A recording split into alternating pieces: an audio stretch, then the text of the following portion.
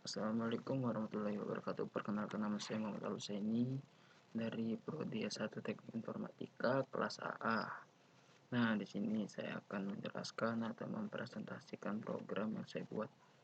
Nah, di sini saya pada tahap awal saya ingin mengerat dulu program saya.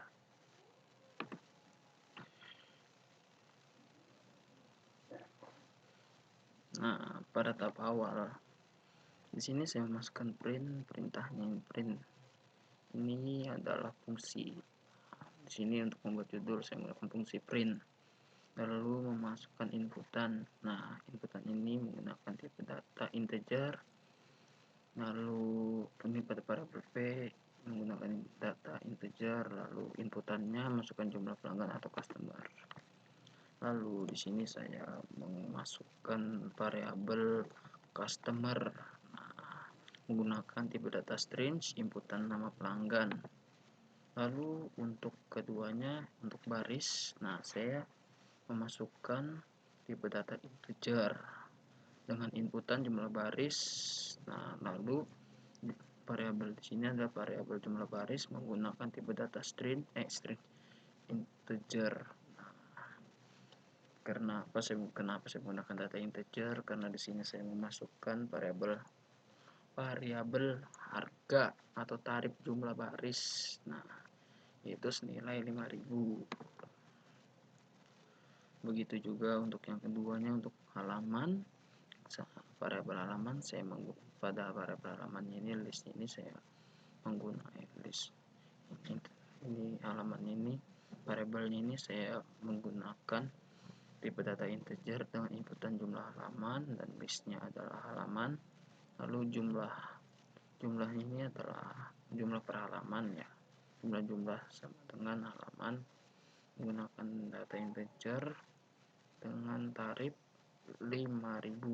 Nah, ada tarif jumlah halaman. Lalu untuk print di sini kan totalnya saya printnya saya menggunakan di sini adalah total. Di sini adalah total harga. Nah, contohnya itu seperti ini. Saya masukkan jumlah customer atau pelanggan ini 2. Lalu nama pelanggannya misalnya pelanggan A. Lalu jumlah barisnya diibaratkan 7 lah. Lalu untuk halaman ada 10. Nah, maka hasil dari kasir ini atau perhitungan dari program ini timbullah total harga 85.000. Lalu di sini ada pertanyaan, apakah Anda ingin menggunakan database? Nah, untuk penggunaan database yang pilihan ya atau tidak itu di sini gunakan di data string. Lalu inputannya adalah apakah Anda ingin menggunakan database. Di situ kita akan diberi 2 pilihan, yaitu ya atau tidak. Lalu di sini kita akan memasukkan variabel list. Nah, lalu variabel list dan variabel database. Nah, variabel. Dan di sini kita menggunakan fungsi if. Nah, database fungsi if, lalu ini kita menggunakan string-nya. Di sini database sama dengan apa itu stringnya, di sini kita menggunakan sama dengan ya. Lalu kita akan beralih ke variabel harga. Harga salah, ini adalah integer akhir jum. Setiap tarif menggunakan database itu adalah 200.000. Nah, lalu kita di sini akan masukkan total bayar dari tarif menggunakan database seperti ini contohnya. Misalnya kita ya, maka harga akan bertambah menjadi 285.000. Lalu untuk data kedua ini kita akan memasukkan nama kedua, yaitu misalnya pelanggan B. Nah, jumlah baris 1. Nah, sini misalnya tidak menggunakan database, kita tidak, maka dia akan muncul tidak. Nah, harganya akan tetap sesuai harga yang kita masukkan tadi. Nah, lalu jadi jika kita tidak menggunakan database, maka harganya akan tetap sesuai masukan yang ada, sesuai apa ini namanya, sesuai jumlah. Nah, jumlah total harga dasarnya. Nah, masukkan harga yang ingin dicari, misalnya 25.000. Tidak, karena kenapa tidak ada? Karena tidak termasuk di sini, ya kan. Nah, lalu kita masuk ke database lagi. Ini sudah tadi sempat yang saya jelaskan. Jika tidak kita ingin menggunakan, kita di sini menggunakan fungsi if untuk iya dan elif untuk tidak. Seperti fungsionalnya itu menggunakan dua fungsi data ini. Nah, untuk selanjutnya, misalnya data tidak bisa, dia akan timbul. Kita menggunakan fungsi data else. Jika tidak bisa, maka outputnya itu akan keluar input salah. Nah, tidak bisa melakukan program data sebelum sorting, data pesanan gitu. Baru untuk selanjutnya di sini import time. Nah, import time ini adalah waktu dari transaksi kasir itu, atau saat transaksi jual beli di kasir itu, maka di billnya itu akan muncul waktu. Akan di situ muncul. Nah, di sini tanggal, tahun, jam.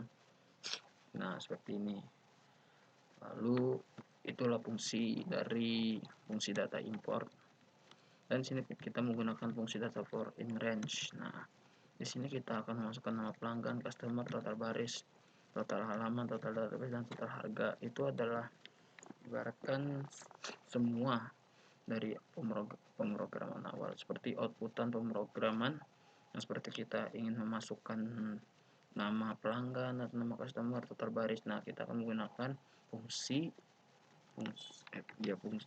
for. Kita menggunakan fungsi for. Nah, untuk selanjutnya kita menggunakan metode dep. Nah, di sini kita menggunakan metode dep dan menggunakan fungsi data for in range lagi, dan menggunakan fungsi if. Nah, untuk memasukkan kayak indeksnya. Ibaratkan di sini adalah integer dari customer, lalu dari di sini adalah stringnya bisa kita memasukkan seperti ada integer dan stringnya. Nah, disitu menggunakan fungsi for. Nah, lalu untuk selanjutnya yang di sini seperti ini sudah saya jelaskan, semuanya sama, hanya beda fungsi beda variabel atau stringnya, perintah apa yang ingin ditanyakan. Dan di sini kita menggunakan fungsi dep lagi untuk mencari